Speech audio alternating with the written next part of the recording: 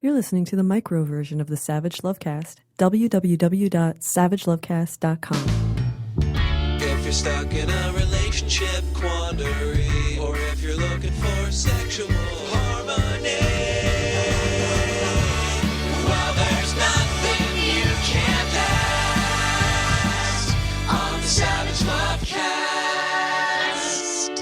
I want to open this week's show by apologizing to everyone who listened to last week's show, not on Tuesday morning, but on Wednesday or Thursday or Friday morning, because you had to listen to me do the opening of last week's show, sounding pretty fairly confident that Hillary Rodham Clinton was going to win the election. I believed that she was going to win the election, right along with Nate Silver and the other Nate and all the pollsters and all the newspapers and all the hopeful people in the world. And that is not how Tuesday night played out, much to our shock and our horror.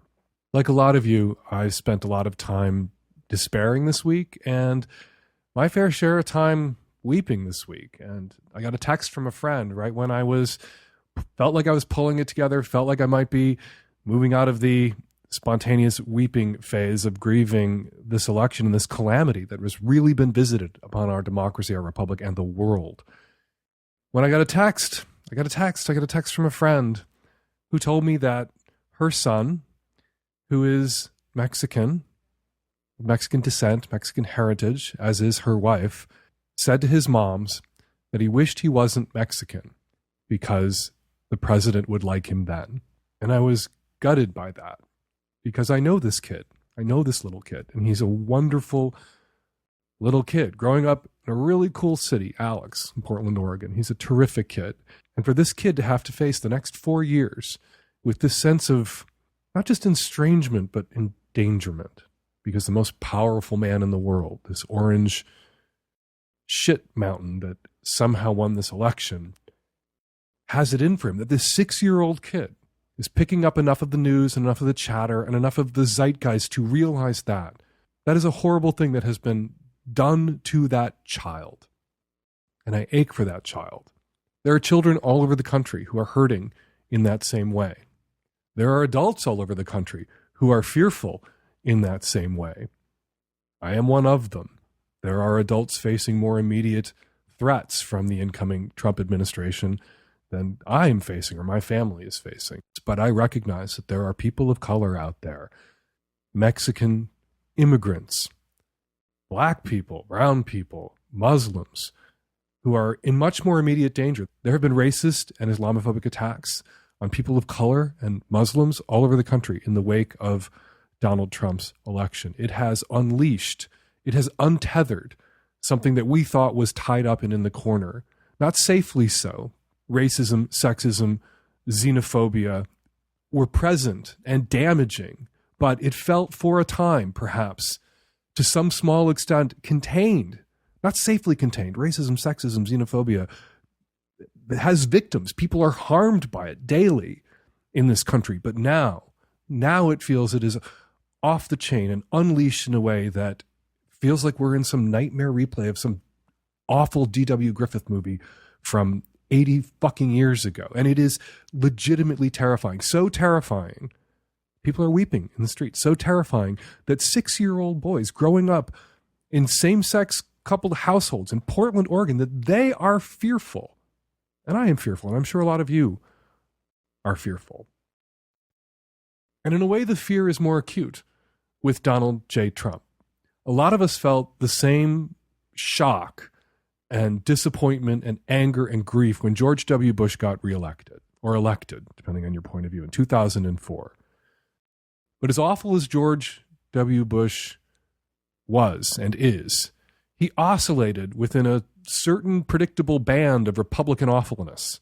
We knew what we could expect, as awful as it might be from George W. Bush. We do not know what we can expect or how awful things might get under Donald J. Trump. Perhaps it is some small comfort that as he assembles his cabinet of horrors, that he is stocking it with familiar Republican shit-eating, shit-grinning faces.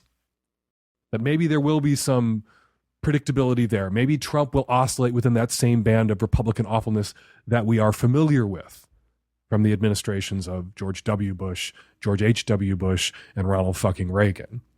Or maybe he's going to visit a new brand of awfulness upon this country. We do not yet know. What we do know is that we got through Reagan. Don't say we survived Reagan, because you know what? A lot of people I know didn't survive Reagan. We got through H.W. Bush. We got through George W. Bush. Didn't all survive, but we got through it.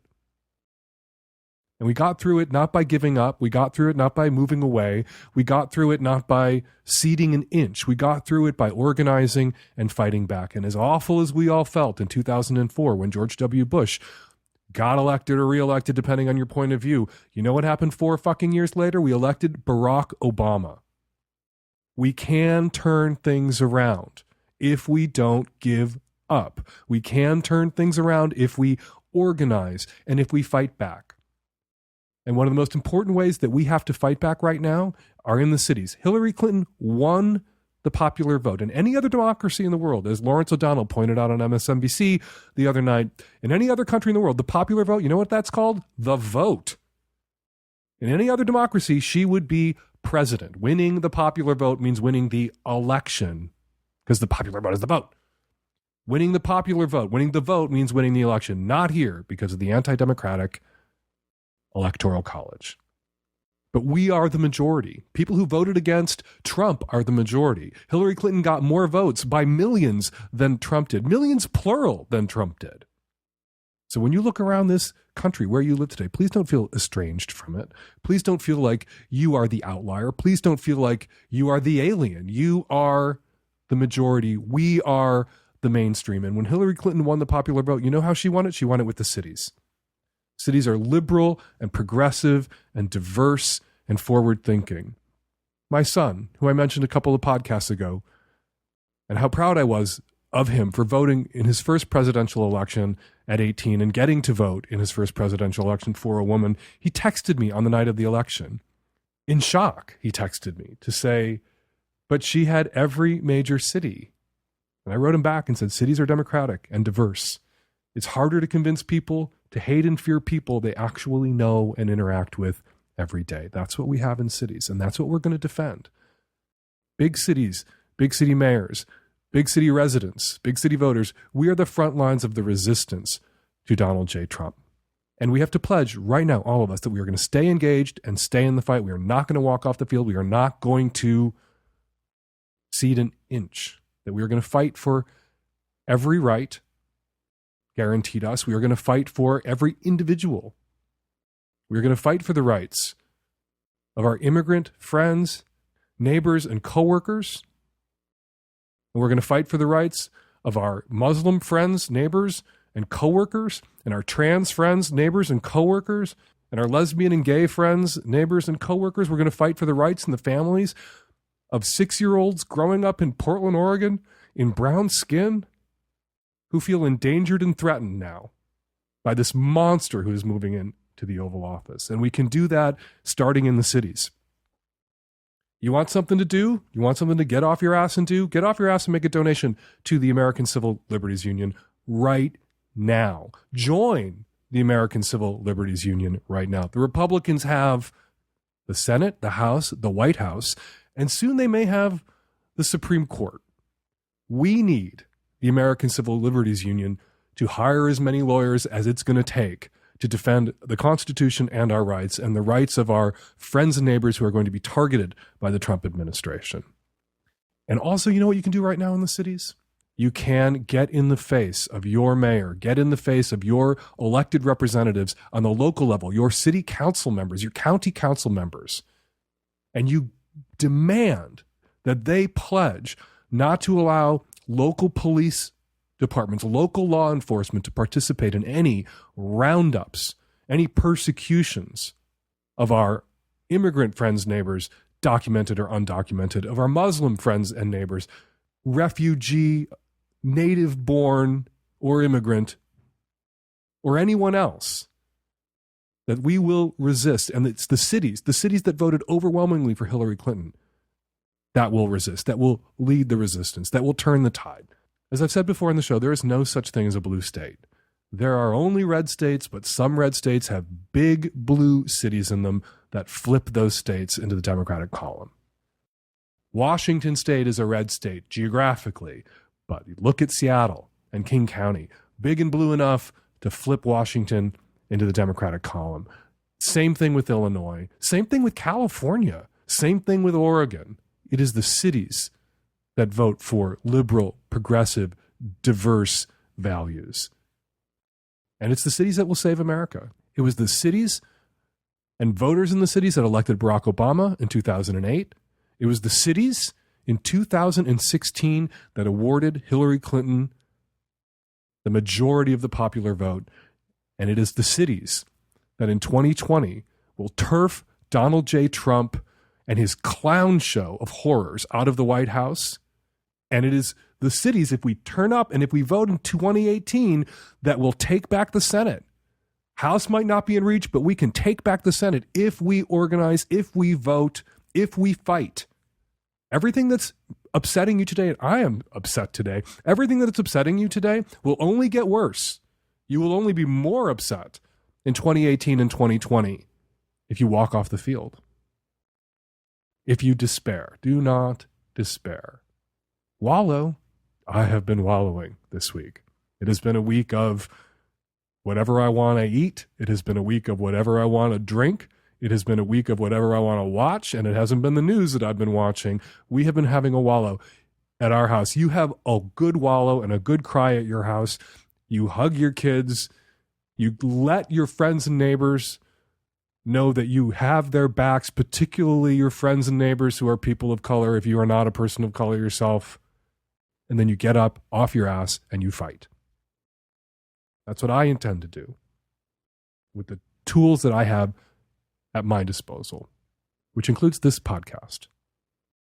Pledge to do the same.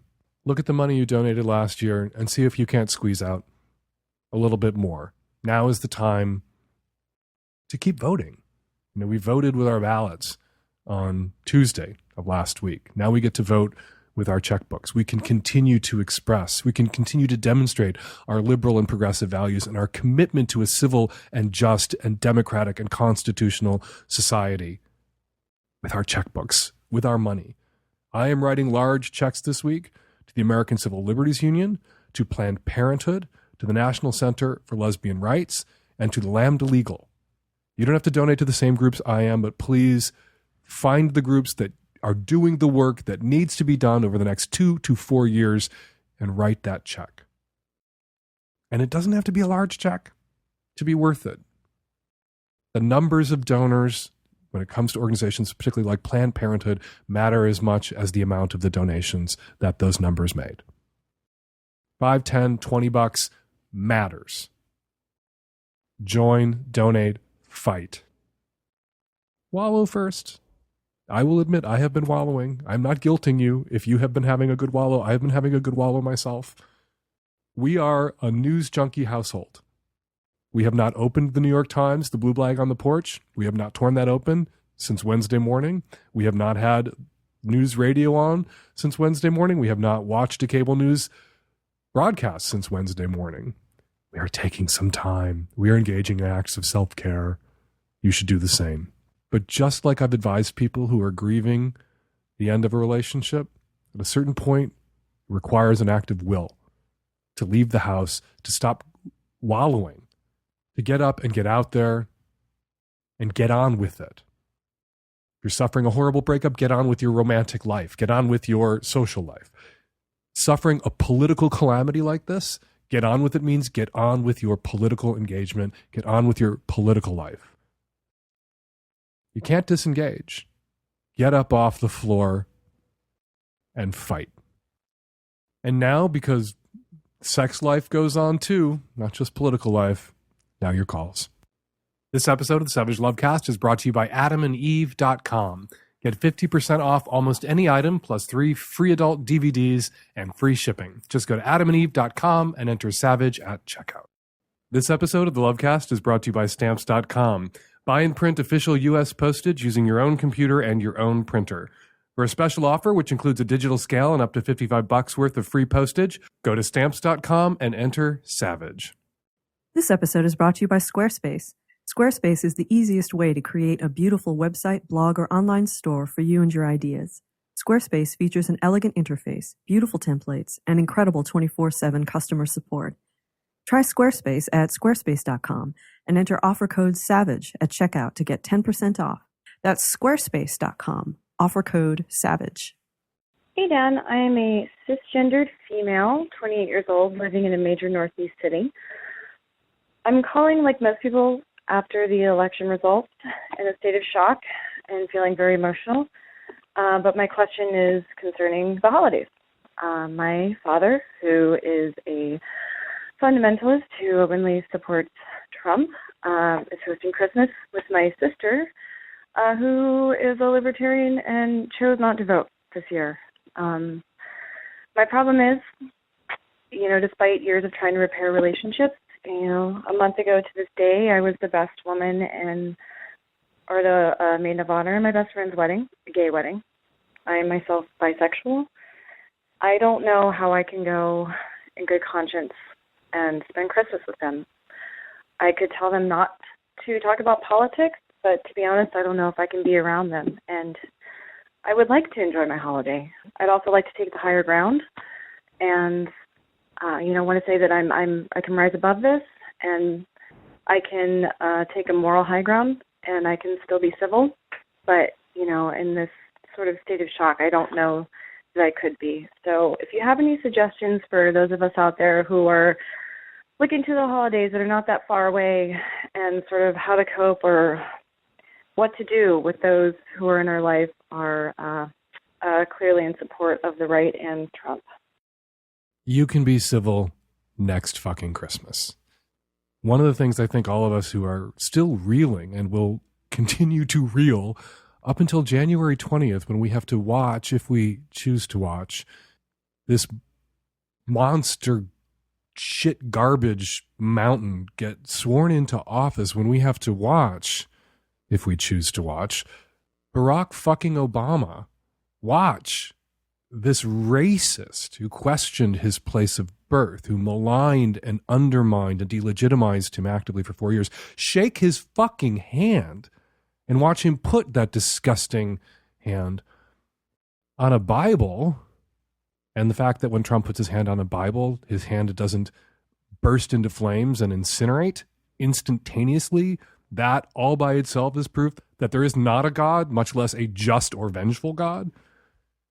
Yeah, in the wake of this, as we brace ourselves for this calamity to unfold, we must engage in acts of self-care, as they say. And your act of self-care this Christmas season is not going home, not making nice with the family. Next year, you know what's going to be going on by next Christmas?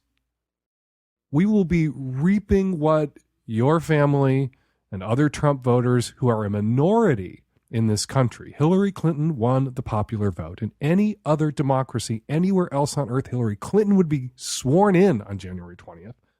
Only here with our anti-democratic, moron empowering electoral college does the loser of the popular vote, in some instances 2000, and now this case, twice in my adult life, does the person who loses the popular vote win the election.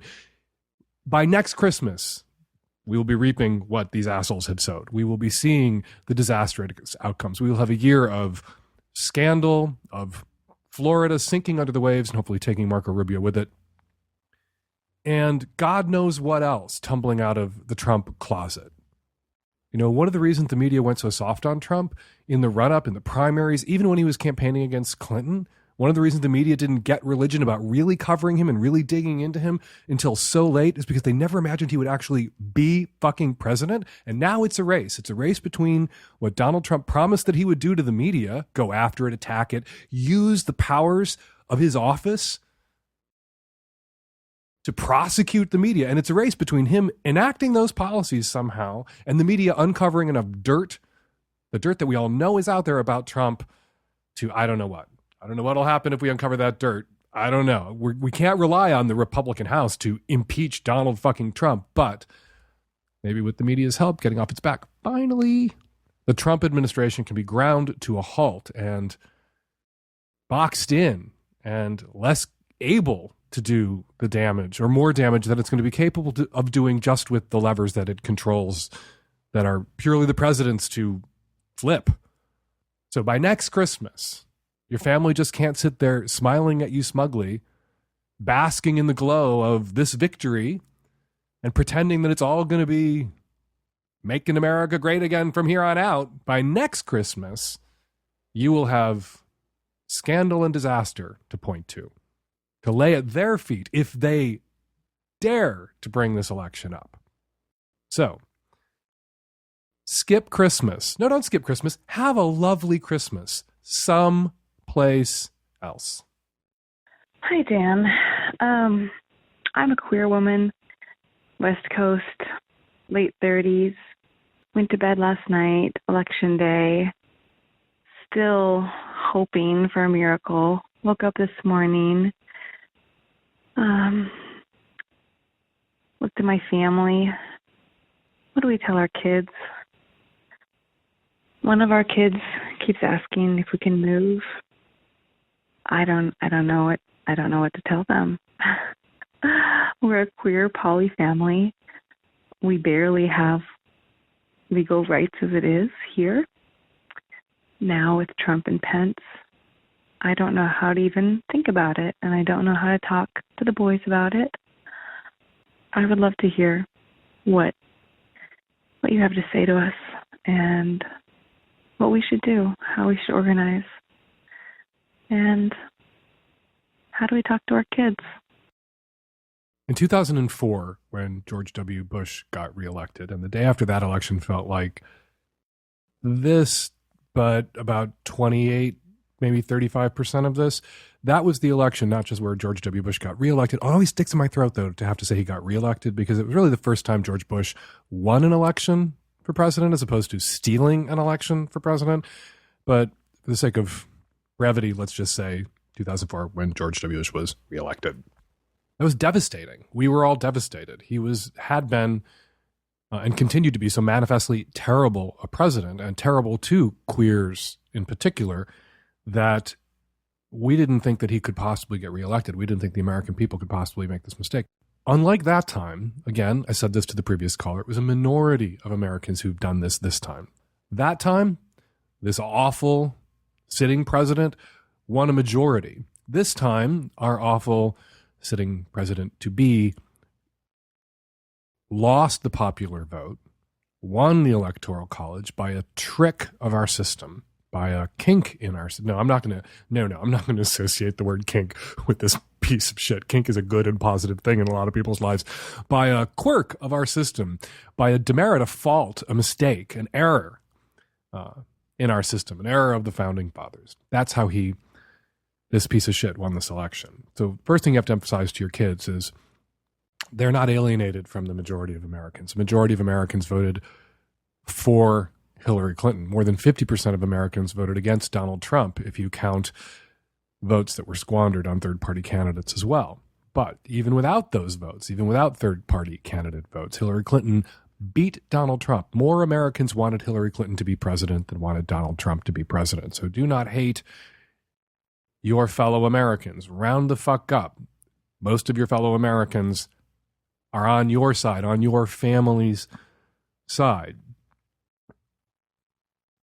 I say all this jumping back to 2004 and how we felt then when George W. Bush got reelected. It wasn't just the election of George W. Bush. It was the passage in 11 states of anti-same-sex marriage amendments that were pushed onto the ballot expressly to drive evangelical Christian, quote-unquote Christian, haters to the polls and help reelect George W. Bush in these 11 states. And in every state that marriage was on the ballot, in every state hate was on the ballot, it passed. What I did when I got home that next morning, I was up all night writing and reporting and getting a paper out. When I got home the next morning, you know what I said to my kid? Nothing. I sat down on the couch, my kid crawled onto my lap, and I burst into tears. And then our kid listened to us have a long conversation, Terry and I, about whether we should leave, whether we should move the fuck away, whether it was time to head to Canada, because it didn't feel like we would ever be citizens in this country, fully enfranchised citizens. And then 4 years later, we elected Barack fucking Obama president. And the people weeping were the evangelical Christian haters in their basements. and they're mega churches. And programming note, always when I say evangelical Christian, anti-gay haters, Christian is in quotes there, because I don't think they are Christians, just like they don't think I am human. So as evidenced by what happened between 2004 and 2008, this is what you say to your kids: we can turn this around. As bitter as this defeat is, doubly so because of the popular vote and the electoral fucking college, as bitter as it is, we stay, we fight, we organize. We don't cede an inch of ground to them. This land is our land. The cities are ours.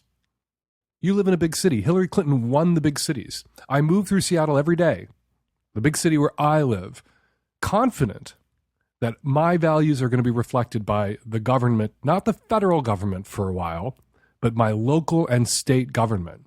Seattle, Washington State, we upped the minimum wage. Washington State, we passed a gun control measure. Washington State, we reelected our Democratic governor. Washington State, we reelected one of our 2 sitting female Democratic U.S. senators.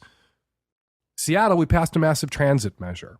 Seattle sent a person of color, an immigrant, to Congress, Pramila Jayapal.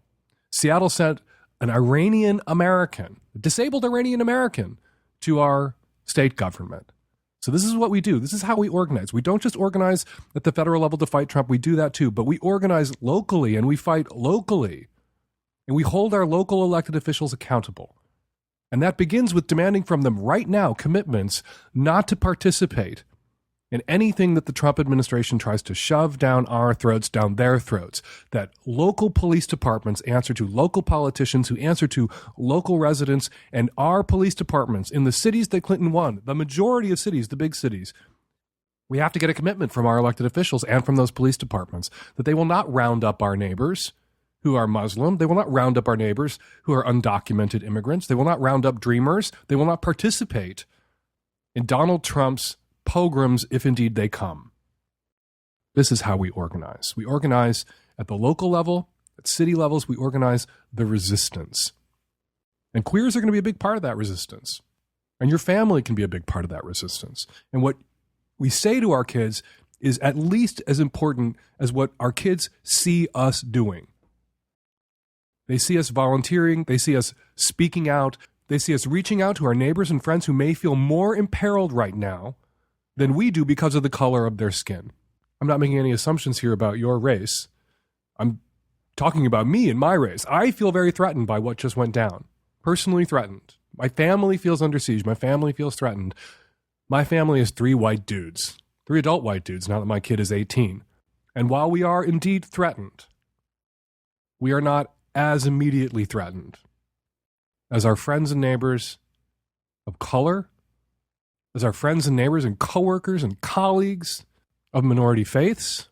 And it's important that our kids see us recognize that and see us pushing against it and working to address it if we are white. It is doubly, triply, quadruply important. Kids are really prone to tribalism. Kids are really prone to sorting themselves into groups for sometimes random reasons, including gender, including race, including faith. And they need to see that the adults in their lives don't organize and sort in that same way, to inspire them not to thoughtlessly do that same thing at school. So what do you need to do for your kids? You need to hold them. You need to cry with them. You need to wallow a bit in the misery of this moment, and it is a miserable moment. You need to allow them even to see you be fearful, because they themselves are doubtless feeling fearful right now. And then they need to see what you do next. They need to see you get up off the couch. They need to see you organize and fight back. They need to see you donate your time and your money and your passion to rolling this back. And you know what else we need to do? You know what else our kids need to know we're doing and see us doing? They need to see us enjoying ourselves. They need to see us finding joy, finding pleasure. They need to see us consuming and enjoying and talking about other things, art, intimacy, human connection. They need to see us hosting dinner parties where the conversations aren't dominated only by this. They need to see us still living our non-Trump lives and getting on with it. Not just getting on with the fight, and we're all going to get in the fight, but also getting on with the joy of living. And that has not ended with this election. And we can't let our kids think that joy and pleasure and life stops now. And they'll think that if we stop finding pleasure, finding joy in life, finding intimacy, finding connection, and reaching out to each other. So do both. Organize, fight, but also live. And live not just for the fight, but be in the fight. And hopefully 4 years from now, they see what can happen when people organize and fight back. Because when we organize and fight back, we can fucking win. We can take it back. We can turn it around. But that can't happen if we flee. That can't happen if we crumple. What are we showing our kids if we just fold up? What are we showing our kids if we never get back up off the couch, if we never stop fucking crying? We're telling them to give up. We're telling them that they and their futures don't matter enough to us to work for them, to fight for them. And I don't know about you, but my kid's future, and I'm not talking about you, caller, you, everybody out there listening, I don't know about you, but my kid's future matters enough to me to fight for it, as does my marriage, as does my family, as does the safety and wholeness of all of my fellow Americans, including, and God, it hurts to force these words out of my mouth, people who voted for Donald Trump, who are also going to suffer when he tanks the economy. They're particularly going to suffer when he tanks the economy, who are also going to suffer as he trashes our environment. They will come to see in time, not all of them, but enough of them, to earn us a better outcome of our next national election, that they made a mistake. So hold your kids, cry with your kids, and then get up off your ass and set an example for your kids by fighting for them, for yourself, and for your country. Okay, we have a lot of calls on the Trump subject, but I think we're going to leave the Trump subject here for my sanity and for your sanity. We're going to have a lot of time to talk about Donald Trump, but I want to make sure that the show is also about love and pleasure and sex and relationships and how to have them and how to make them better, and not only about the fallout from this terrible election. So for the rest of today's show, we're going to leave Trump aside and focus on other stuff, better stuff.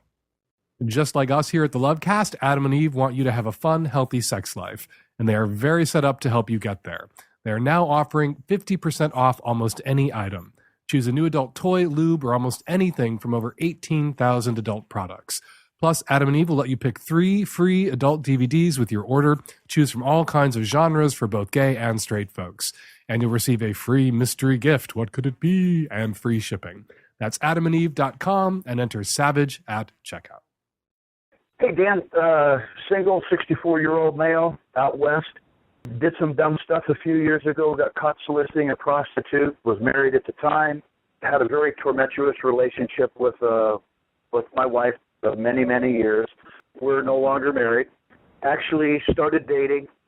I'm decent looking, in good shape, never have a problem with dating, but I found a woman that we're falling in love rapidly. Do I disclose this to her? They slammed me in the local papers. It's not going to be hard for her to find out about my past. It's the only thing I've ever really done. Anyway, is that something I need to disclose to her before I get any farther with this? I hate to fall too deeply in love and then lose everything or hurt her feelings along the way. If you two get serious, if you make a commitment to this woman, if you want to spend the rest of your life with this woman, the question then becomes not if she's ever going to find out about this, but when she's going to find out about it and from whom. If she marries you, if you end up living together in whatever small town you live in where you were splashed all over the local small press, somebody's going to tell her about it. She's going to hear about it. Maybe your ex-wife, if she's still angry, is going to reach out and tell your new wife about this. So you got to get in front of it in a situation like that. It's okay to continue to date her, to let her get to know you better so that when you make this disclosure, she can weigh the man she knows you to be from the time that you've spent together against whatever prejudices or biases she holds about sex work. And then you can lay it out to her in a way that's sympathetic to your side of the story. You were in a long-term relationship. You were in a marriage. It wasn't very satisfying. You were sexually frustrated. You were lonely. And you did something foolish and stupid that so many millions of other heterosexual men in your circumstance have done. And you regret it, but you wanted to be honest with her about it and tell her, as you were beginning to get really serious about each other, before she heard about it from someone else. Roll it out that way, and you're going to come across like a stand-up guy who's being straight with her and having a difficult conversation rather than avoiding a difficult conversation. Even if you are as all men are, an imperfect guy. The holidays are almost here, but you don't have the time to go to the post office. Traffic, parking, it will be packed. The post office will be packed with everyone mailing holiday gifts and packages. Everyone, that is, who's not bright enough, not bright like you, not bright enough to be using Stamps.com instead. With Stamps.com, you can avoid the hassle of going to the post office during the busiest season of the post office's year, the holiday season. You can print postage whenever you need it right from your desk. Buy and print official U.S. postage using your computer and your own printer. Print postage for any letter or holiday package the instant you need it, and then the mailman picks it up. It's all so easy and convenient. And right now, use my name, Savage, for this special offer, a 4-week trial plus $110 bonus offer. This includes a digital scale and up to $55 free postage. Don't wait. Go to Stamps.com, and before you do anything else, click on the microphone at the top of the homepage and type in Savage. That's Stamps.com, click the mic, enter Savage. Hi, Dan. I'm a 34-year-old single straight woman living in a large city on the East Coast. And I was sexually assaulted last year in January. I believe I was drugged while I was out at a bar with some friends and acquaintances. And the guy took me home and had sex with me. And I woke up the next day with the worst hangover I've ever had in my life, way out of proportion to what it would have been the 4 beers that I had. And I don't know how to date now. I was depressed for a while and I didn't want to date. Now I'm not as depressed and I would like to date, but I don't know how to do it while keeping myself safe and not totally freaking guys out. I don't really have a lifestyle that's friendly towards going out a lot. I have a day job and I have a hobby that's turned into a second career, so I don't have a lot of time. Ideally, I would be able to online date, but a lot of the guys on the apps are so intent on meeting right away and having sex right away that it just makes me feel very uncomfortable, and I'm not willing to do that. And then when you tell them that you don't want to meet right away and have sex right away, it's just automatic silence.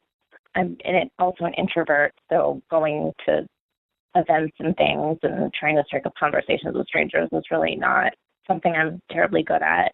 And I don't really think it's appropriate for me to just put it right out there online that I'm a sexual assault survivor and please don't be creepy and rapey with me. I mean, I would like to eventually be in a relationship and have sex and feel normal again. I was in therapy before I was sexually assaulted, and so this is just an additional thing that we've been dealing with. I mean, I haven't been out at a bar drinking again in almost 2 years now, and I just don't foresee myself ever being comfortable doing that again. I think what makes this a little bit worse is that I was also sexually assaulted in college, so this is the second time it's happened to me, and it's just made me feel way more vulnerable this time, especially since I was 33 years old at the time, and I feel like, that's too old, and I should have known better, and I should have been watching my drink more closely, and I should have, better friends who wouldn't have let some strange guy take me home from the bar. If you have any advice, I'd really appreciate it. Thank you. Let's start with the should-haves. It's not your fault what happened to you, what was done to you, not your fault. You are throwing a lot of should-haves at yourself that are inappropriate and misplaced.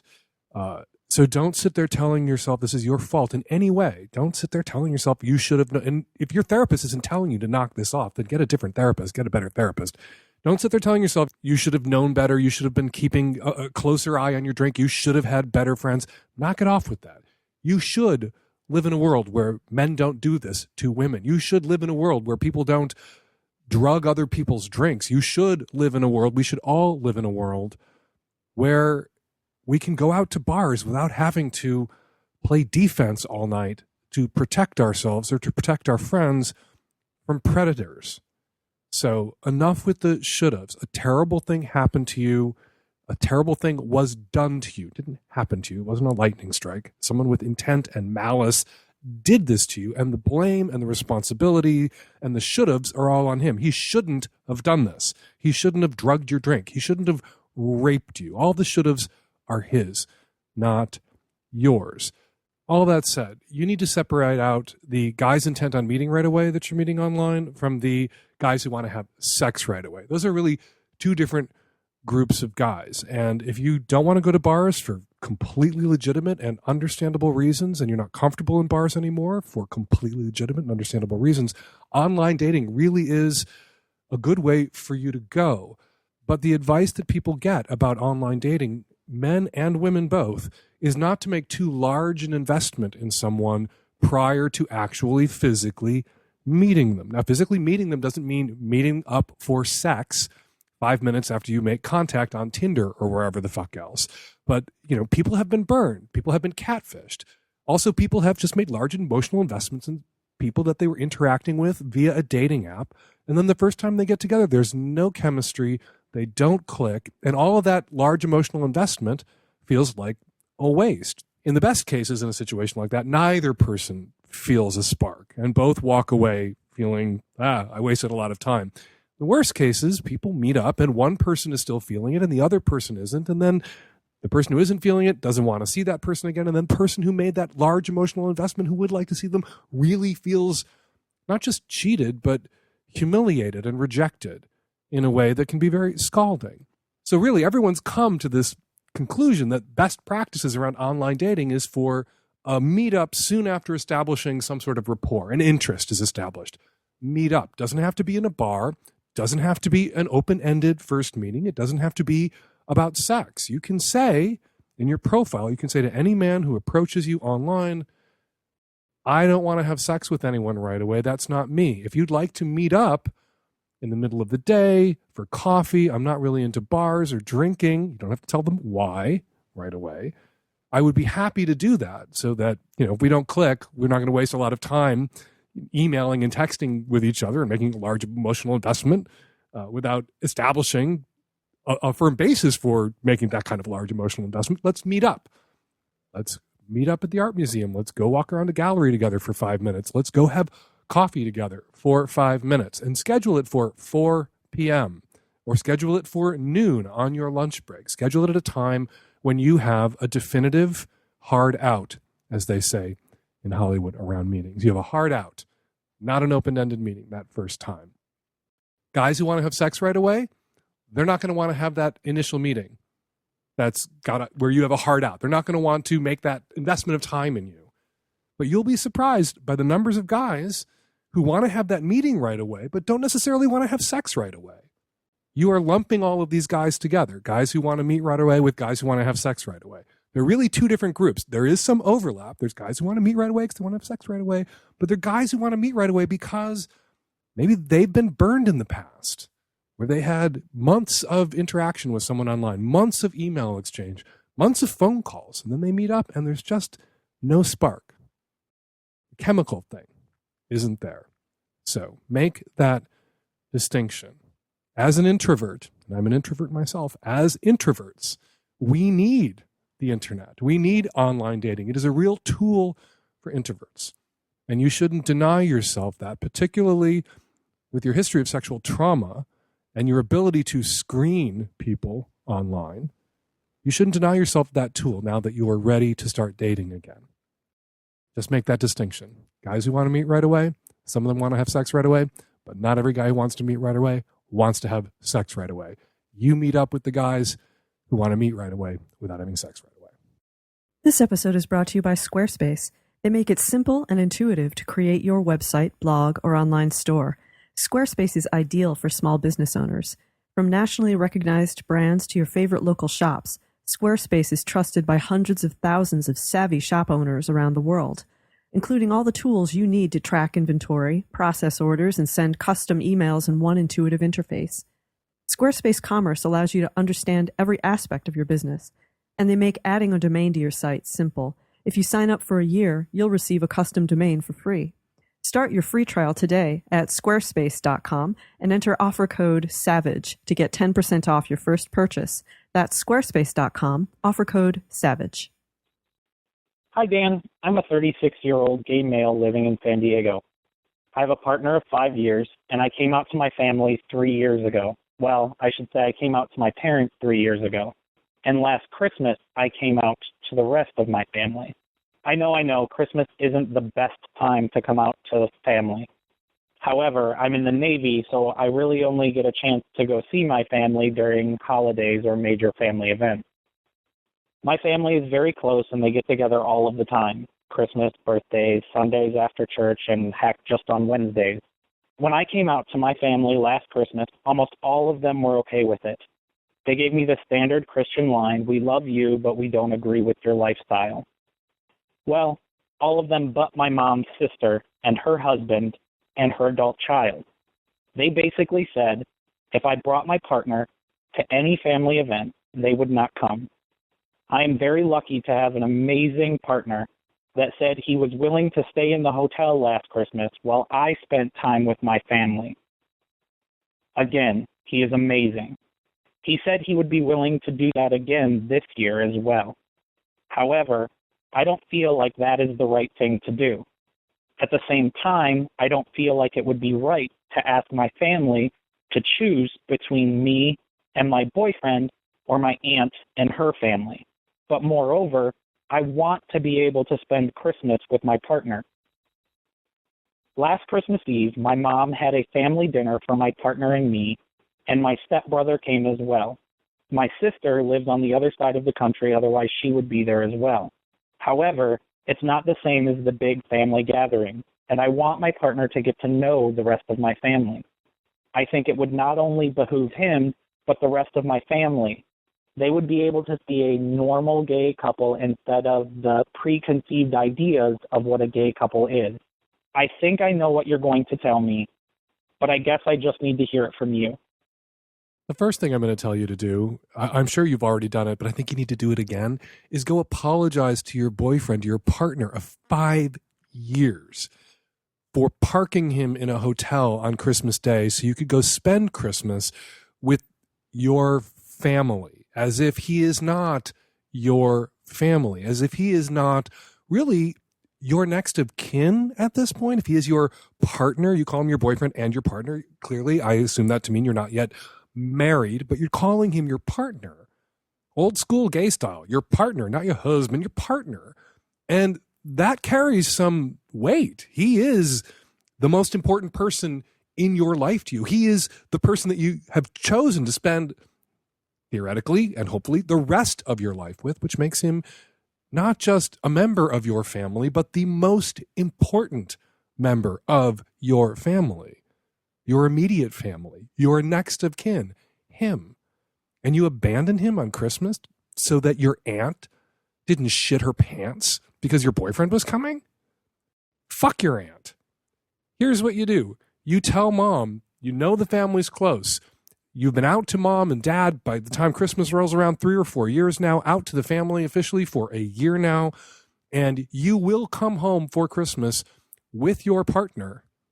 If your partner is invited, if they want you there, he's invited too. If he's not invited too, then you can't come. You will not be coming. Then it really puts the onus on your mother. If somebody needs a special, half the family's a bigot dinner that's separate from the main celebration, mom can throw that for her sister and her bigoted family. Mom, your mom, is in a position now where she has to choose. She has to make her guest list. If you're invited, he's invited. Your mother should say to her sister, we would love you to be there, but if you can't come because my son and his partner are coming, you will be missed. If your mother won't say that, if your mother won't love your partner, even if she feels she must tell him she doesn't agree with his lifestyle choice, if she can't love him for loving you, don't inflict these people on your partner. Book a cruise for Christmas.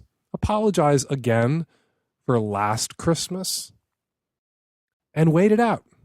I predict your family will come around. Everyone probably who's a regular listener to this podcast can chant the advice along with me now. Your only leverage over your parents and your family of origin as an adult is your presence. If they can't love and respect you, and respect, if not love, at least respect the people that you love, don't make yourself present. Make yourself absent. and make sure they understand why you're not coming home for Christmas. And that it's their choice. That if they want you there, there is a bar they have to clear. And it's not a very high bar. Just respectful treatment and consideration for you and the man you love. You know who else needs to show consideration for the man you love? You do. No more parking him in hotel rooms to protect the feelings of the bigotiest bigots in your family. Fuck the bigotiest bigots in your family. Spend Christmas with your partner. Hi, Dan. I'm calling from London. My God, the re-election. My God. I think I speak for the whole of the UK, if not the whole of Europe, when I say this is beyond terrifying. And I can't express the sorrow I feel for the women in the States who have been so blatantly told that it's okay for someone who assaults women to be elected to the highest office, and for the progress that has been made over the last 8 years that may now be sent backwards. I'm just calling to express my great sorrow on your behalf and my sincere regret for you. Good luck to you all, and know that your cousins across the pond are filled with compassion for you at this terrible, dark time. Dan, this is in response to the girl in 524 who had a bad experience with a dom she met on Tinder. First of all, you should never meet somebody and agree to a sexual experience without having negotiated, talked, and met the guy first. Get thee to a munch, sister. Go out in the community and meet people. There are some very good, loving, caring doms out there that will treat you the way you want to be treated. The submissive controls the scene. The dom should be working toward her pleasure, period, end discussion. Hi, Dan. This is a message for episode 524, the girl who's broken up with after 6 years. I had a very similar situation with a guy for 5 years. We were planning on getting married and moving in together, and he broke up with me seemingly out of the blue. And by that I mean every single person who knew us was shocked that he had done it. But as it turns out, it was something he'd been thinking about for a long time. You can love someone and not really know that they're having concerns. I guarantee your boyfriend did not break up with you because of one fight. As far as trying to get back with him, girl, don't. This is time to maintain your dignity. Hold on to that dignity. Don't chase after him, because the harder you try to catch him, the more he's going to try to get away from you. If it's meant to be, he'll come back. But for now, hold on to that dignity. Before we let you go, we want to remind you we're recording a couple of live shows, or staging a couple of live tapings of the Savage Lovecast in Seattle and Portland in early December. Savage Love Live Christmas Special will be at Portland's Revolution Hall on December 2nd. We will have guests, we will have music, we will have fun. You can find the tickets at portlandmercury.com/Savage Special. And in Seattle at the Neptune Theater on December 4th, the same show. Tickets are available for the Seattle show at thestranger.com/Savage Special. We are calling it our Christmas Spectacular, and I promise you it will be spectacular. All right, we're going to leave it there. 206-302-2064 is the number here at the Savage Lovecast. If you want to record a question or a comment for a future show, please give us a buzz. 206-302-2064. Follow me on Twitter at FakeDanSavage. Follow Dr. Lori Brotto on Twitter at Dr. Lori Brotto. Read my sex advice column, Savage Love, every week in the Boulder Weekly and other alternative weekly newspapers all across the country and the world. The Savage Lovecast is produced every week by Nancy Hartunian and me and the tech-savvy at-risk youth and Nancy. We will all be back at you next week with another installment of the Savage Lovecast.